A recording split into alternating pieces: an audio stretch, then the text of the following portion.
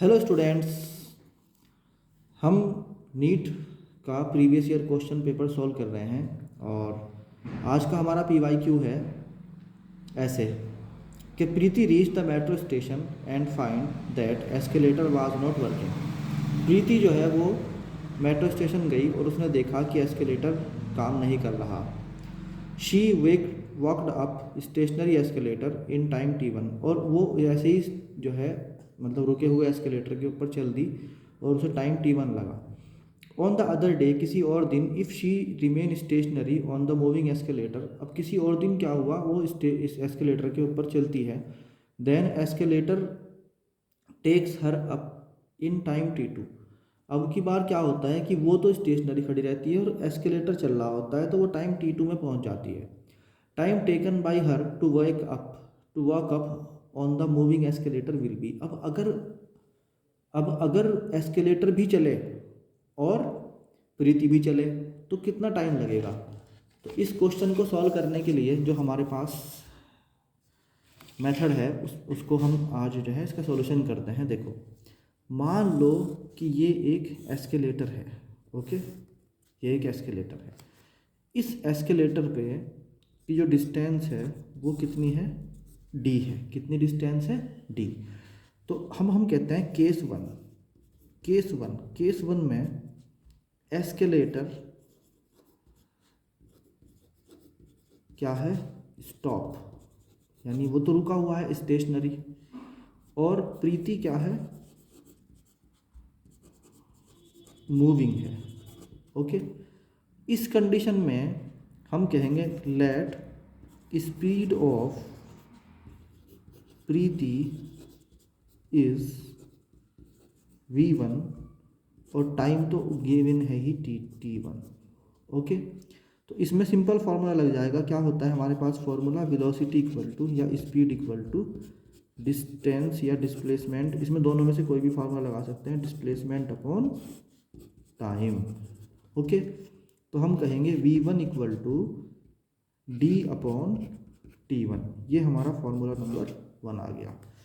अब second case में क्या होता है, केस नंबर टू में ये होता है, अब की बार एस्केलेटर तो चला, एस्केलेटर मूविंग, एस्केलेटर तो चल रहा है, बट प्रीति क्या हो जाती है, उस पर खड़ी हो जाती है, यानी कि प्रीति स्टेशनरी या स्टॉप, जो आप लिखना चाहो, स्टेशनरी। ओके, अब की बार हमने कहा कि let the speed of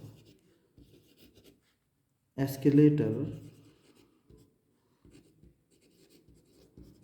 is v2, और टाइम जो है वो कितना हो गया, t2। तो इस कंडीशन में जो फॉर्मूला लगेगा वो होगा v2 equal to d upon t2, that is formula number, equation number 2। अब हम कहते हैं कि केस नंबर 3 में एस्केलेटर हो या प्लस प्रीति, अब की बार दोनों ही क्या कर रहे हैं, मूविंग। तो भाई नेट स्पीड कितनी हो गई, अब की बार नेट स्पीड हो गई आपकी v1 प्लस v2। समझ में आई बात।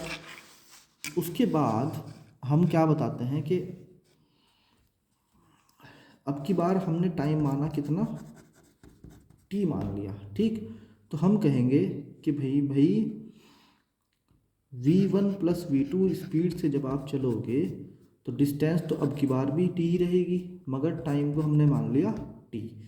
तो हम कहेंगे कि भाई v1 की वैल्यू और v2 की वैल्यू उठा के हम यहाँ से पुट कर देंगे। v1 की वैल्यू हो गई t अपॉन t1 और v2 की वैल्यू हो गई t अपॉन t2। तो जब हम यहाँ रखेंगे तो ये आएगी d upon t1 plus d upon t2 equal to d upon t। क्या मतलब हुआ इसका, कि अगर हम इसको सॉल्व करें यहाँ पर तो हम कहेंगे कि भाई d अपॉन जो t1 है उसकी वैल्यू है, d में से कॉमन ले लेंगे तो यहाँ बचेगा 1 upon t1 plus 1 upon t2, that is 1 upon d upon t। अब d तो d से हो गया क्या, कैंसिल, तो हम कहेंगे 1/T1 प्लस 1/T2 इक्वल टू बचा कितना 1/T। नाउ T1 T2 को आप क्या कर लेंगे, नीचे एलसीएम में ले लेंगे तो ऊपर बचेगा T1 plus T2 that is 1/T। तो अब इसे रिवर्स कर लेंगे यानी ऊपर कर लेंगे तो T बराबर हो जाएगा T1 T2 upon T1 plus T2। ये हुआ हमारा आंसर, द करेक्ट आंसर। ठीक है। अब बच्चों इस तरह से ना आपको पूरी PYQ सीरीज़ करनी है, तो आप एक एक क्वेश्चन को जो है देखते रहें। और मैं एक बार इसको दोबारा से बता देता हूँ।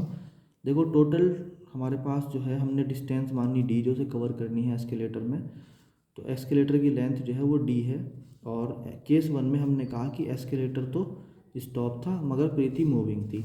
तो उस कंडीशन में the speed of Preeti is v1 and time is t1। तो वेलोसिटी जो है वो कितनी होगी, डिस्प्लेसमेंट अपॉन टाइम, या स्पीड मतलब आप जो है ना वो यहाँ पे स्पीड का फार्मूला भी लगा सकते हैं, डिस्टेंस अपॉन टाइम।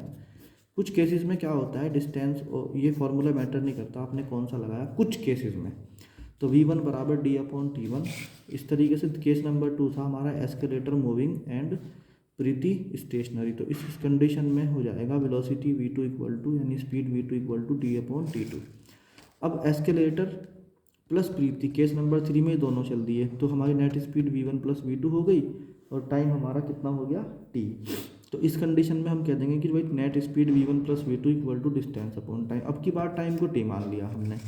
फिर हम सॉल्व कर रहे थे तो हमें क्या मिला, यहाँ पर हमने सारी वैल्यूज़ पुट कर दी और हमने कहा कि भाई t1/t1 plus 1/t2 equal to कितना हो गया d/t, जबकि हमने d को क्या कर लिया था कॉमन ले लिया था, तो d से d चला गया, तो 1/t1 प्लस 1/t2 equal to 1/t that is LCM ले लिया तो t1 प्लस t2 नीचे रह गया t1 t2 1/t, तो t इक्वल टू हो गया t1 t2 upon t1 plus t2 that is the answer. चलो अब नेक्स्ट क्वेश्चन पे आते हैं।